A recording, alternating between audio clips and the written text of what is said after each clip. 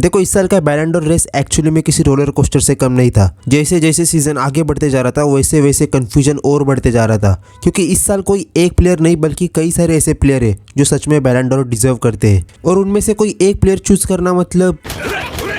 सबसे पहले बात करते हैं रफीनिया की। मतलब पिछले सीजन रफीनिया ने क्या कुछ नहीं किया जिसके लिए वो बैलन डोर डिजर्व नहीं करता। जिस तरह का परफॉर्मेंस उसने दिखाया स्पेशली चैंपियंस लीग में, जरा उसके पिछले सीजन के स्टैट्स देखो, 13 गोल्स और 9 असिस्ट। इतने तो प्राइम रोनाल्डो और मेसी स्कोर किया करते थे। बस डिफरेंस इतना है कि वो दोनों चैंपियंस लीग भी जीत जाते थे।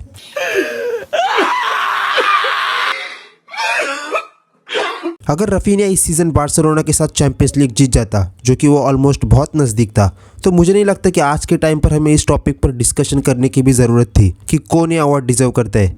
लेकिन फिर भी अगर हम देखें तो रफीनिया का अभी भी चांस है, क्योंकि जिस तरह का परफॉर्मेंस उसने दिखाया है उसे तुम इग्नोर नहीं कर सकते। और साथ में उसने चैंपियंस लीग को छोड़कर ला लीगा के सभी ट्रॉफी जीत चुका है। नेक्स्ट प्लेयर है सलाह। तो सलाह का लिवरपूल के साथ काफ़ी अच्छा परफॉर्मेंस था, जिसमें उसने पूरे सीजन में 34 गोल्स और 23 असिस्ट किए, जिसके मदद से उसने लिवरपूल के साथ प्रीमियर लीग टाइटल जीता। और इस पूरे चैंपियंस लीग सीजन में भी लिवरपूल पूरे फेज में नंबर 1 के पोजीशन पे थी। सलाह और लिवरपूल का परफॉर्मेंस इतना अच्छा था कि सभी फैंस को लग रहा था कि अब फाइनली लिवरपूल चैंपियंस लीग जीत जाएगी और उसके साथ सलाह भी बैलन डोर जीत जाएगा। पर आगे हम देखते हैं कि ये नंबर 1 पोजीशन की टीम, जिसके सबसे ज़्यादा चांसेस थे चैंपियंस लीग जीतने के, राउंड ऑफ 16 में ही एलिमिनेट हो जाती है। और उसके साथ साथ सलाह का बैलन डोर का सपना यहीं पे ख़त्म हो गया।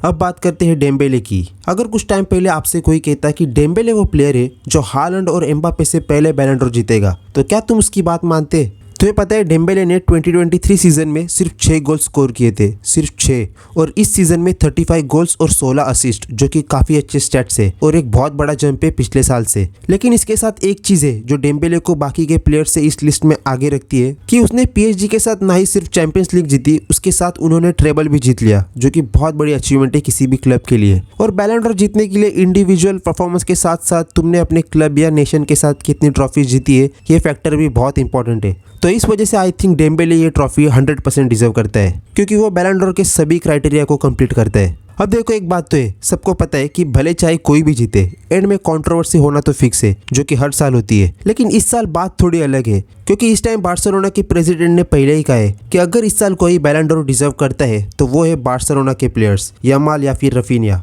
और दूसरी तरफ PSG के प्रेसिडेंट ने कहा है कि अगर डेम्बेले इस साल बैलन डोर नहीं जीता तो समझ लेना कि कुछ प्रॉब्लम है। सोचो अब जब फाइनली विनर डिक्लेयर होगा तो उसके बाद कैसा माहौल होगा, कितनी ज़्यादा कंट्रोवर्सी होगी। इतना ज़्यादा लफड़ा करने से अच्छा है मैं तो कहता हूँ ये अवार्ड सीधा मेसी को दे दो। 3 साल पहले उसने वर्ल्ड कप जो जीता है, या फिर विनी को दे दो, क्योंकि इस साल उसने 10x करके जो दिखाया है